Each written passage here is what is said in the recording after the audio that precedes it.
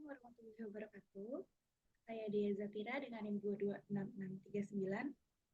226639012. Ingin mempresentasikan seminar hasil penelitian disertasi saya dengan judul Determinan Return Saham dengan Profitabilitas sebagai Variable Intervening pada perusahaan perbankan yang terdaftar di BI periode 2012 sampai dengan 2023.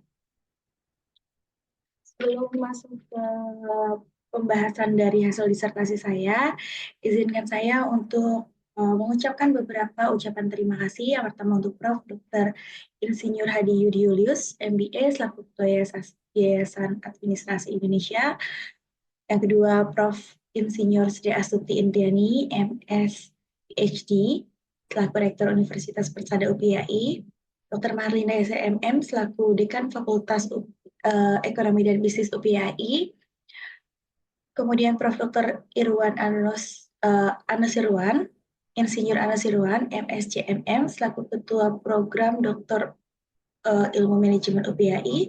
Dr. Lukman, selaku Ketua Promotor. Dr. Insinyur Yulizain, selaku Kopromotor. Selanjutnya, seluruh dosen dan staf program Dr. Ilmu Manajemen UPI, para pimpinan dan staf, kemudian juga kedua orang tua, suami, anak-anak yang selalu memberikan support tentunya, kemudian teman dan sahabat seangkatan yang memberikan motivasi pastinya, dan yang ke-11, rekan sejawat Fakultas Ekonomi dan Bisnis Universitas Muhammadiyah Tangerang. Sebelum dimulai juga, saya ingin membacakan basmalah dulu. Bismillahirrahmanirrahim. Yang pertama di sini ada notulensi seminar proposal. Yang pertama ada Prof. Dr. Dwi Siono Raharjo SEMM, di mana setiap singkatan diberi penjelasan di awal, contohnya MH teori di halaman 3, dan di sini semua singkatan sudah diperbaiki, salah satunya di halaman 3.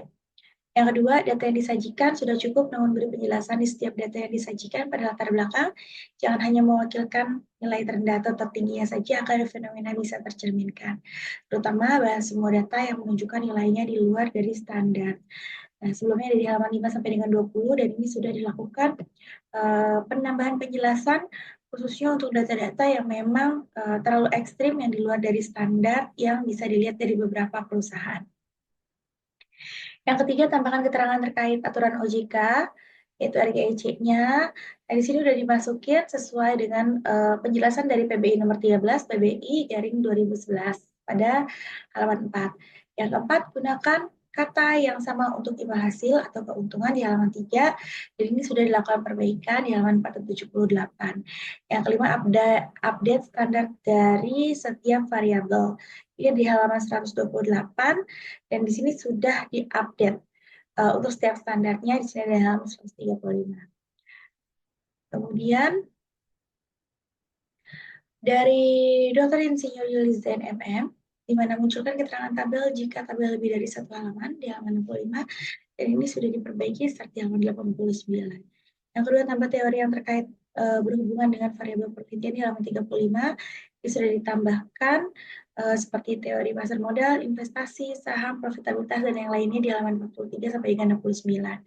Yang ketiga, bahas gap penelitian di identifikasi masalah, dan ini juga sudah dibahas, yaitu menjadi salah satunya di halaman 26. Kemudian, notulensi yang berikutnya yaitu dari Prof. Dr. Insinyur Anusirwan Mois. Tambahkan identifikasi masalah di halaman 25 sampai dengan 27, dan ini sudah ditambahkan di halaman 26 sampai dengan 28. Yang kedua, kerangka berpikir, nama variabel dependent disamakan mau pakai stock return atau return saham. Nah, di sini saya milih menggunakan return saham, ada di halaman 140. Yang terakhir, gunakan Mendeley, dan alhamdulillah sudah menggunakan Mendeley. Yang selanjutnya ada Dr. Lukman Hakim SMM. Sarannya baiknya tidak mengutip dalam kutipan atau kutip langsung dari buku yang bersangkutan. Ada di halaman 34 sampai dengan 64, dan ini sudah dikutip secara langsung di halaman 35 sampai dengan 122. Kemudian ada beberapa poin di bagian latar belakang. Salah satunya industri yang tidak kalah memiliki peran dalam dunia perekonomian di Indonesia adalah industri keuangan atau perbankan. Untuk menjaga stabilitas perbankan, banyak regulasi yang sudah dibuat sedemikian rupa agar perbankan lebih tahan terhadap guncangan. Tidak hanya menjadi perhatian dari berbagai regulasi pemerintah, nyatanya perbankan menjadi salah satu sektor keuangan yang banyak diminati oleh investor untuk menginvestasikan dana yang dimilikinya. Salah satu upaya menjaga stabilitas perbankan agar tidak mengurangi baik kemungkinan terjadinya maupun dampak dari suatu krisis adalah dengan cara menjaga kesehatan perbankan itu sendiri. Hampir semua industri perbankan mengalami penurunan harga saham yang sangat besar di tahun 2020 ke 2021, membuat kapital gain yang diterima investor turun anjlok. Dan yang terakhir, faktor makroekonomi seperti gross domestic bruto dan mikroekonomi seperti tingkat risiko perbankan menjadi salah satu penyebab menurunnya dari return saham. Kemudian ada beberapa identifikasi masalah, seperti banyaknya masyarakat yang dirugikan jika perbankan salah dalam mengelola dana yang didapatkannya. Kemudian terdapat beberapa bank yang mengalami tren fluktuasi harga saham yang cenderung menurun pada tahun 2018, khususnya sampai dengan 2019. Kemudian juga harga saham maya mengalami penurunan. Minimnya informasi yang didapatkan investor yang tidak mencerminkan keadaan yang sebenarnya.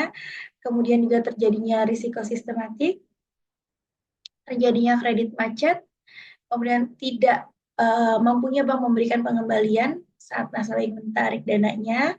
Kemudian juga bank dengan KAR yang rendah akan membuat investor ragu untuk berinvestasi. Selanjutnya, BOPO yang tinggi, ini seperti pada Agro, BABP, BACA, BBHI, BBKP, BBYP, BCIC, BEKS, BKSW, BSDW. Selanjutnya juga BACA mengalami split negatif tahun 2021 sebesar minus 3,92 dan minus 3,7 di tahun 2022. Kemudian GDP memiliki pertumbuhan negatif sebesar minus 2,5. Dan yang terakhir, Indonesia belum terintegrasi dengan baik dalam rantai pasok global sehingga melewatkan kesempatan untuk mendapatkan investasi asing yang seharusnya mampu membawa teknologi dan keahlian ke Indonesia. Dan beberapa identifikasi masalah lainnya. Nah, di sini ada batasan masalahnya dalam penelitian. Yang pertama, objek dalam penelitian ini adalah perbankan yang terdaftar di Bursa Efek Indonesia, perbankan konvensional periode 2012 sampai dengan 2023. Yang kedua, variabel independen dalam penelitian ini adalah return saham. Yang ketiga, variabel dependen dalam penelitian ini NPL, LDR, BOPO, CAR, dan ada gross domestic product atau produk. Yang keempat, variabel intervening dalam penelitian ini adalah profitabilitas, yaitu diproyeksikan pada return on equity. Rumusan masalahnya, apakah terdapat pengaruh NPL terhadap return saham? Apakah terdapat pengaruh LDR terhadap return saham? Apakah terdapat pengaruh BOPO terhadap return saham? Apakah terdapat pengaruh CAR terhadap return on equity, maaf. Kemudian juga apakah terdapat pengaruh GDP terhadap return on equity? Apakah terdapat pengaruh NPL, LDR, BOPO, CAR, GDP secara bersama-sama terhadap return on equity? Apakah terdapat pengaruh NPL terhadap return saham? Apakah terdapat pengaruh LDR terhadap return saham? Apakah terdapat pengaruh BOPO terhadap return saham? Apakah terdapat pengaruh CAR terhadap return saham? Apakah terdapat pengaruh GDP terhadap return saham? Apakah terdapat pengaruh ROE terhadap return saham? Dan yang terakhir, apakah terdapat pengaruh NPL, LDR, BOPO, CAR, dan GDP dan return on equity secara bersama-sama terhadap return saham? Adapun tujuan penelitiannya untuk mengetahui pengaruh NPL terhadap ROE, untuk mengetahui pengaruh LDR terhadap ROE, untuk mengetahui BOPO terhadap ROE, untuk mengetahui pengaruh CAR terhadap ROE, untuk mengetahui pengaruh GDP terhadap ROE, untuk mengetahui pengaruh NPL, LDR, BOPO, CAR, dan GDP secara bersama-sama terhadap ROE, untuk mengetahui pengaruh NPL terhadap return saham, untuk mengetahui pengaruh LDR terhadap return saham, untuk mengetahui pengaruh BOPO terhadap return saham, untuk mengetahui pengaruh CAR terhadap return saham, untuk mengetahui pengaruh GDP terhadap return saham, untuk mengetahui return on equity terhadap return saham, dan yang terakhir, untuk mengetahui pengaruh LDR, NPL, BOPO, CAR, GDP, dan ROE ya terhadap return saham. Selanjutnya di sini ada beberapa tinjauan teori yang digunakan. Grand teorinya ada economic theory, ada stakeholder theory, hipotesis pasar efisien.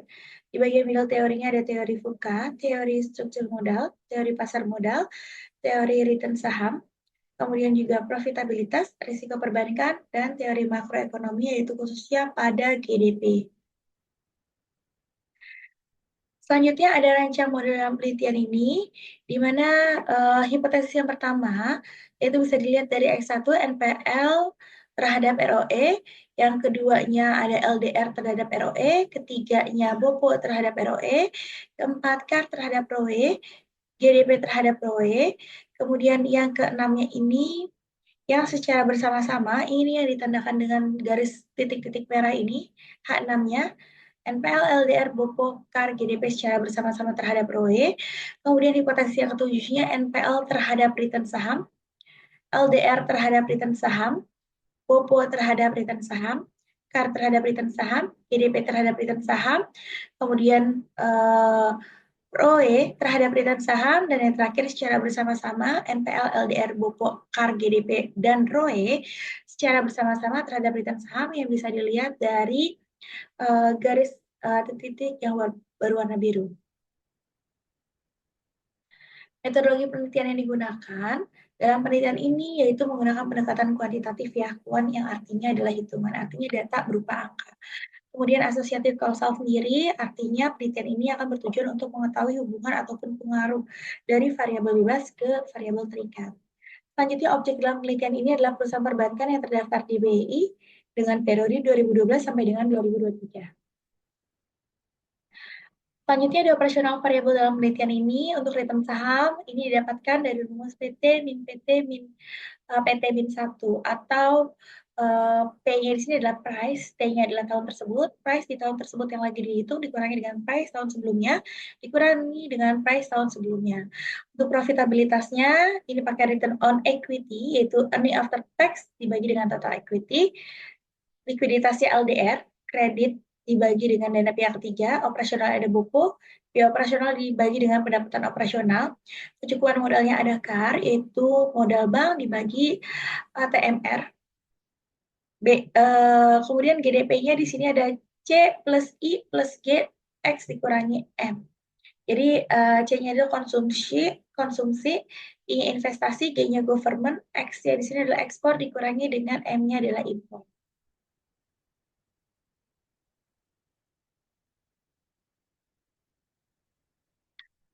Kemudian masuk ke analisis data. Di sini analisis datanya mulai dari analisis data deskriptif, kemudian ada estimasi regresi data panel, teknik pemilihan regresi data panel, kemudian juga uji asumsi klasik, uji hipotesis, dan ada koefisien determinasi. Hasil analisis dan pembahasan. Untuk analisis deskriptifnya untuk return saham, median 0,13, kemudian juga mediannya 0,015, maksimumnya 8,7, minimumnya minus 1, standar deviasinya 0,8. Selanjutnya kalau untuk ROE-nya sendiri, min-nya itu 0,12, mediannya 0,11, maksimumnya 0,69, minimumnya 0,00, dengan standar deviasi 0,08. NPL, min-nya 0,018, mediannya 0,015, kemudian maksimumnya 0,21, minimumnya 0,00. LDR-nya 0,84, min-nya, mediannya 0,85, maksimumnya 1,63, minimumnya 0,03, dan standar deviasinya 0,165. Untuk BOPO sendiri, min-nya 0,76, mediannya 0,80, maksimumnya 1,11, kemudian standar deviasinya 0,16. CAR, min-nya 0,22, mediannya 0,21, maksimumnya 0,72, minimumnya 0,02, dan standar deviasinya di sini 0,09.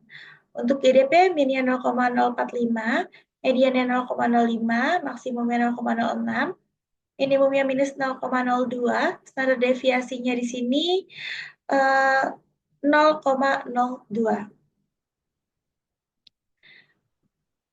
Selanjutnya ada uji model. Uji model di sini untuk persamaan yang pertama, yaitu dari uji Chow. Ini nilainya 0. Probabilitasnya artinya kalau nilainya 0 atau kurang dari 0,05, maka fixed effect model yang lebih baik digunakan. Kemudian dari uji Houseman nilainya 0,04, sama artinya juga fixed effect model yang digunakan. Sedangkan untuk LM, long range multiplier, nilainya 0, artinya yang lebih baik digunakan adalah RAM. Namun kalau bisa disimpulkan, karena Bechdel test dan Houseman test, fixed effect model ini 2 kali menang, maka kesimpulan model untuk persamaan yang pertama adalah fixed effect. Nah, ini adalah data dari fixed effect modelnya. Selanjutnya untuk uji asumsi klasik, pada uji asumsi klasik di sini diketahui bahwa nilai heteroskedastisitas untuk probabilitasnya NPL, LDR, BOPO, CAR, dan GDP nilainya ini lebih dari 0,05 sehingga bisa dikatakan tidak terjadi heteroskedastisitas. Kemudian untuk uji multikoliniaritas, di mana nilainya ini kecuali yang NPL ketemu NPL atau di matriksnya ini yang nilainya 1, nah nilai semuanya ini nilainya berada di bawah 0,9, artinya tidak terjadi multikoliniaritas, sehingga bisa dikatakan lolos dari uji asumsi klasik datanya. Berikut adalah regresi data panel. Untuk regresi data panelnya di sini, Y sama dengan konstantanya 0,234 plus 0,0303 dari NPL, plus minus ya, mohon maaf, minus 0,03 dari NPL, minus 0,073 LDR, minus 0,047 BOPO, minus 0,16 CAR, dan terakhir plus 0,747. Jadi kalau berdasarkan data di sini, sebenarnya yang memiliki nilai kontribusi tertinggi itu adalah GDP, yaitu sebesar 0,747. Selanjutnya untuk uji hipotesis, pada uji hipotesis di sini yang perlu diketahui nilai T-tabelnya yaitu sebesar 1,97, sehingga dari T-tabel tersebut diketahui untuk NPL nilai T statistiknya kurang dari 1,97 dan probabilitasnya 0,17, ini lebih dari 0,05 sehingga NPL tidak berpengaruh terhadap return saham. Untuk LDR-nya ya 2,2, lebih besar daripada 1,97 dan probabilitasnya kurang dari 0,05 yaitu 0,027 sehingga LDR berpengaruh terhadap return saham. BOPO, untuk BOPO-nya di sini BOPO 1,538, ini kurang dari 1,97 dan probabilitasnya 0,126 yaitu lebih besar dari 0,05 sehingga BOPO tidak berpengaruh terhadap return on equity. Untuk CAR-nya sendiri di sini tes statistiknya 3,11 lebih besar daripada T-tabelnya 1,97 dan signifikansinya 0,002, ini kurang dari 0,05 sehingga CAR berpengaruh terhadap ROE. GDP nilainya 3,97 lebih besar daripada 1,97 T-tabelnya dan probabilitasnya 0,0 kurang dari 0,05, maka dapat disimpulkan bahwa GDP berpengaruh terhadap return on equity. Untuk F statistiknya atau uji F-nya sendiri, di sini diketahui nilai F tabelnya adalah 2,25, yang artinya F statistik sebesar 11,984 ya lebih besar daripada F tabel 2,25.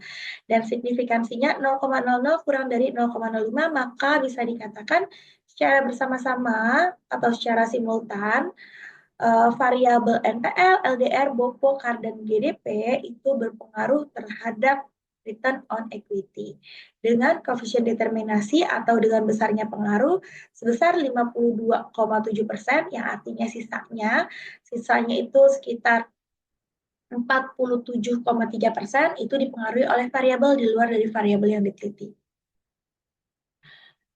Kemudian untuk persamaan 2, di sini untuk hasil dari uji Chow-nya 0,9, berarti dia menyarankan CHAM yang lebih baik digunakan.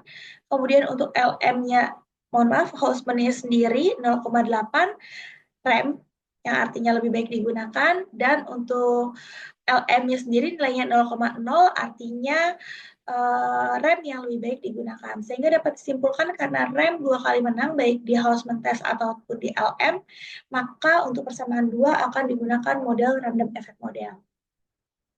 Ini adalah data dari random effect model yang akan digunakan di persamaan 2. Untuk analisis regresinya, di sini berarti Y sama dengan konstanta 0,005 minus 0,049 ROE minus 1,74 NPL minus 0,86 LDR plus 0,362 BOPO plus 2,014 KAR dan plus 3,624. Untuk uji hipotesisnya sendiri, nilai dari T-tabelnya 1,97, maka di sini bisa dikatakan bahwa dengan tes statistik ROE 0,067 dan signifikansinya 0,94 ya, lebih dari 0,05, maka ROE tidak berpengaruh terhadap return saham. NPL tes statistiknya 0,63 kurang dari 1,97 T-tabel dan signifikansinya 0,52 lebih besar dari signifikansi 0,05, maka bisa dikatakan NPL tidak berpengaruh terhadap return saham. Untuk LDR, sebesar tes statistik 2,6 lebih besar dari 1,97 T-tabel dan probabilitas 0,09 kurang dari 0,05, maka LDR berpengaruh terhadap return saham. Untuk BOPO-nya sendiri 1,038 kurang dari 1,97 T-tabel dan signifikansinya 0,3, ini lebih besar daripada 0,05, maka BOPO tidak berpengaruh terhadap return saham. Untuk KAR-nya sendiri, KAR-nya di sini 3,2 yang artinya lebih besar dari 1,97 T-tabel dan signifikansinya 0,01, maka dapat disimpulkan KAR berpengaruh terhadap return saham. GDP 1,39, tes statistiknya kurang dari 1,97 T-tabel dan probabilitasnya 0,166, ini lebih besar daripada 0,05, maka dapat dikatakan GDP tidak berpengaruh terhadap return saham. Untuk uji F-nya, dengan F statistik 2,25, maka F statistik 3,8 ya lebih besar daripada F tabel 2,5. Sehingga dan dengan probabilitas 0,01 yang kurang dari 0,05, sehingga dapat disimpulkan bahwa secara bersama-sama atau secara simultan variabel ROE, NPL, LDR, BOPO, KAR, dan GDP itu berpengaruh terhadap return saham. Dengan besarnya pengaruh yang bisa dilihat dari uji koefisien determinasi pada adjusted R-square 0,469 atau besarnya pengaruh adalah 46,90%, 46,90%, atau sebaliknya yaitu sebesar 53,1% itu dipengaruhi oleh variabel di luar dari variabel yang diteliti dalam penelitian ini. Kemudian ini adalah hasil dari uji Sobel. Hasil dari uji Sobelnya kalau kita lihat dari secara langsung pengaruh NPL ke return sahamnya, ini nilai koefisiennya secara langsung minus 1,7, minus 0,8, BOPO-nya 0,3, KAR ke RS-nya itu 0, koefisiennya 2, GDP-nya itu 3,6, dan ROE ke RS itu minus 0,49. Selanjutnya di sini juga bisa dilihat dari pengaruh tidak langsungnya. Kita mau lihat yaitu ketika NPL melalui ROE ya atau dengan interveningnya ROE ke return saham ini tidak dapat memediasi. Begitupun di LDR ke return saham dengan adanya ROE tidak mampu memediasi. BOPO terhadap return saham dengan adanya ROE juga tidak mampu memediasi CAR terhadap return saham dengan adanya BOPO tidak mampu mediasi, dan yang terakhir GDP terhadap return saham dengan adanya ROE itu ternyata tidak mampu memediasi. Artinya secara tidak langsung hasil dari uji Sobel ini menunjukkan bahwa variabel interveni ROE itu dia tidak mampu memediasi pengaruh dari variabel bebas terhadap variabel return saham. Selanjutnya dari ringkasan hasil penelitian, di sini nilai dari masing-masing variabel. Ini ada nilai dari yang pertama, hipotesis yang pertama, di mana hasilnya tidak berpengaruh, yaitu dengan nilai 0,03. 0,03 ini atau P-nya ini didapatkan dari konstanta atau koefisien di bagian koefisien tadi yang 0,03 dan signifikansinya adalah 0,17. Hipotesis kedua 0,017 dengan signifikansinya 0,027, artinya terdapat pengaruh. Untuk BOPO-nya sendiri 0,047, koefisiennya dan signifikansinya 0,126, artinya tidak mempengaruhi. Untuk CAR-nya sendiri 0,166 koefisiennya dan signifikansi 0,002. Artinya CAR berpengaruh terhadap ROE. Untuk GDP-nya di sini 0,74 dengan signifikansinya 0,00, artinya GDP berpengaruh terhadap return on equity. Secara simultan atau secara bersama-sama untuk persamaan satu, NPL, LDR, BOPO, CAR, dan GDP, ia berpengaruh terhadap ROE, yaitu dari koefisien 11,98 dan signifikansinya 0,00. Selanjutnya untuk hipotesis yang ke-8, di sini hipotesis yang ke-7, NPL dia tidak juga berpengaruh terhadap ROE, yaitu dengan koefisien 1,7 dan signifikansinya 0,05. 0,52. Selanjutnya untuk LDR-nya dia berpengaruh terhadap return saham dengan nilai koefisien 0,86 dan signifikansinya 0,009. Hipotesis yang ke-9, BOPO terhadap return saham, dia tidak berpengaruh, yaitu bisa dilihat dari koefisien 0,362 dan signifikansinya 0,3.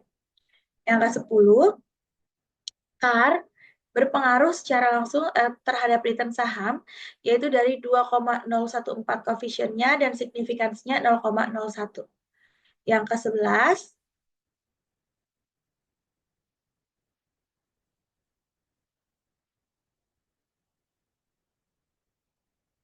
yang ke apa nih? Yang ke-11 ya. GDP dia tidak berpengaruh, yaitu bisa dilihat dari koefisiennya 3,62 dan signifikansinya 0,166. Yang ke-12, ROE. ROE juga tidak berpengaruh, yaitu dari signifikansinya 0,0049 itu dan signifikansinya 0,9, dia tidak berpengaruh terhadap return saham. Yang terakhir H13, yaitu secara bersama-sama tidak berpengaruh terhadap return saham karena signifikansinya 0,946.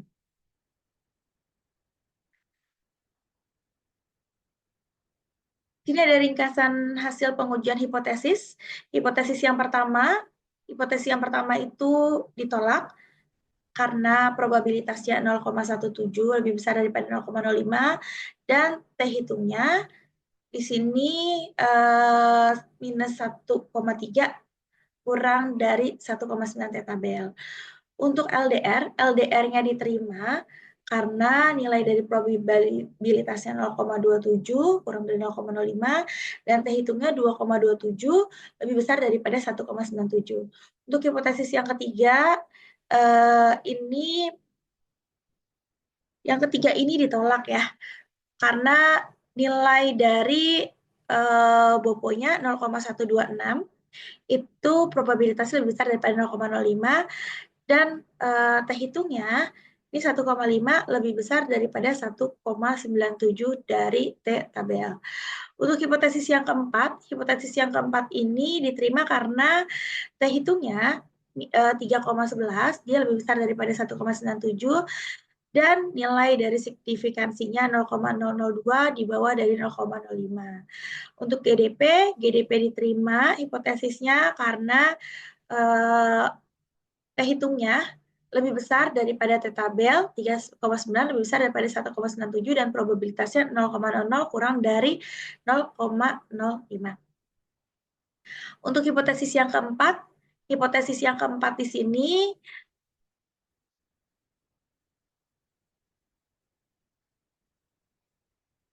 maaf yang keenam ya. Yang keenam ini secara bersama-sama diterima karena nilai dari F tabelnya lebih besar daripada F hitungnya lebih besar daripada F tabel. Ini kebalik, mohon maaf. Kemudian untuk probabilitasnya 0, kurang dari 0,05. Untuk NPL-nya di sini dia tidak berpengaruh karena T hitungnya kurang dari T tabel dan signifikansinya di atas 0,05. Untuk LDR-nya 0,009, signifikansinya artinya dia diterima dan nilai dari T statistiknya 2,6 dia lebih besar daripada 1,97. Selanjutnya untuk BOPO tidak berpengaruh karena nilai dari tes statistiknya dia lebih kurang dari 1,97 T tabel dan signifikansinya 0,3 dia lebih besar daripada 0,05. Hipotesis yang ke-10, CAR diterima hipotesisnya karena nilai dari T statistik 3,2 lebih besar daripada T tabel 1,97 dengan probabilitas 0,001 dia kurang dari 0,05. Hipotesis yang ke-11 GDP tidak berpengaruh atau hipotesisnya ditolak karena nilai dari T hitungnya 1,3 dia kurang dari T tabel 1,97 dengan signifikansi 0,166 dia lebih besar daripada 0,05. Selanjutnya ROE tidak berpengaruh atau hipotesisnya ditolak karena nilai dari T hitungnya 0,067 dia kurang dari T tabelnya 1,97 dan signifikansinya lebih besar daripada 0,05 yaitu 0,946. Yang terakhir, secara simultan variabel NPL, LDR, BOPO, CAR, GDP, dan ROE berpengaruh terhadap return saham atau hipotesis yang ke-13 diterima. Karena nilai dari T hitungnya 3,8 dia lebih besar daripada F tabel 2,25 dan signifikansinya 0,001 ini di bawah dari 0,05. Sekian presentasi saya. Mohon maaf jika banyak kekurangan dalam presentasi ini atau salah pengucapan. Kurang lebihnya, terima kasih untuk semua para penguji. Assalamualaikum warahmatullahi wabarakatuh.